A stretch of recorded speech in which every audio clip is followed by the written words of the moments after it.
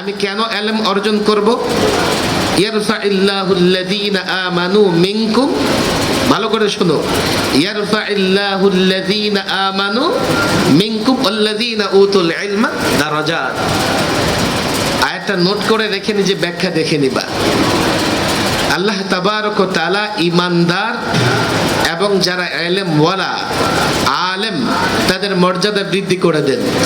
আয়াতের ব্যাখ্যায় গেলে ঘন্টাও শেষ হবে না। তোমাদের মধ্য থেকে যারা ঈমানদার তাদের দারাজাত, তাদের মর্যাদা আল্লাহ বৃদ্ধি করে দেন। এবং কাদের? যারা আলেম, উতুল ইলম, ইলমওয়ালা। তবে এই সাধারণ ঈমানদার এবং আলেমের মর্যাদার মধ্যে পার্থক্য আছে না নাই? কত পার্থক্য জানো?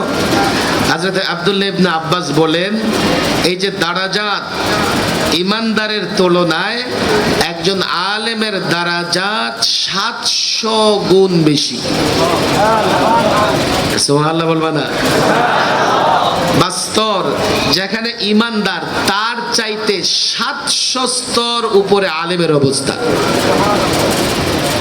আর মজার ব্যাপার হলো কি জানো?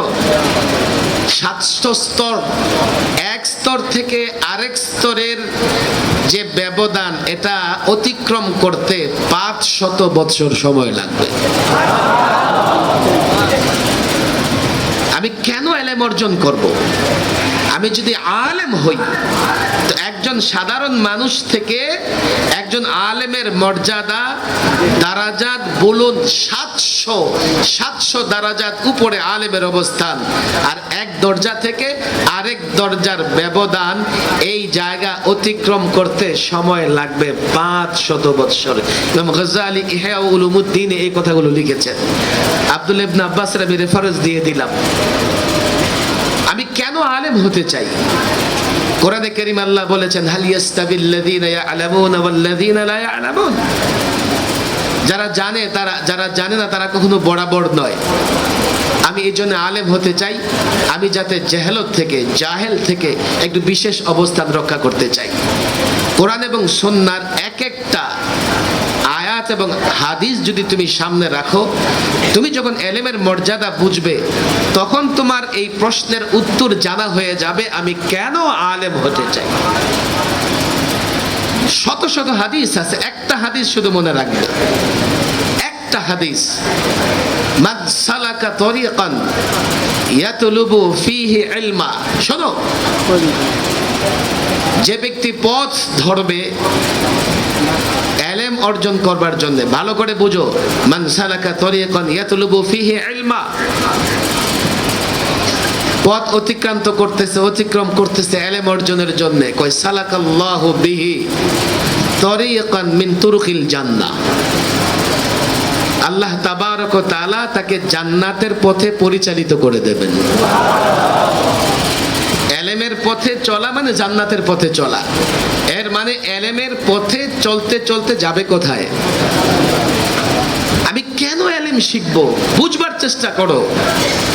ওয়াইয ক্বালা রাব্বুকা লিল মালাইকাতি ইন্নী জাইলুন ফিল আরদি খলিফা।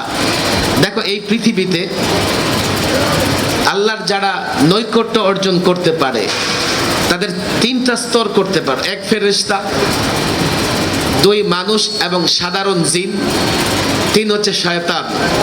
ফেরেশতা গুনাহ করতেই পারে না, মানুষ এবং জিন। এরপরে 3 নাম্বার হচ্ছে শয়তান, শায়াতিন মিনাল জিন্নি ওয়াল ইনস। ইবলিস এবং তার চেলা চামুন্ডারা কোনোদিন নেক কাজ করতে পারবে না, তারা মরদুদ। মাঝখানে যারা সাধারণ জিন এবং মানুষ, তারা যদি তাদেরকে দুরুস্ত করতে পারে তো তারা যাবে ফেরেশতাদের কাতারে। আর তারা যদি আল্লাহর নাফরমান হয় তো তারা যাবে শয়তানের কাতারে। হয়তো ডিমোশন হবে, নাহলে প্রমোশন হবে। এই সাধারণ মানুষ ফেরেশতাদের উপরে মর্যাদা পেয়েছে ইলমের কারণে। ওয়া আল্লামা আদামাল আসমাআ কুল্লাহা।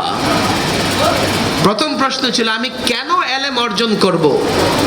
আমি এই জন্যই ইলম অর্জন করব, ইলমের চাইতে মর্যাদাপূর্ণ আর কোনো কিছু নাই। কথা ঠিক না বেঠিক? সংক্ষিপ্ত উত্তর মনে থাকবে তো ইনশাআল্লাহ?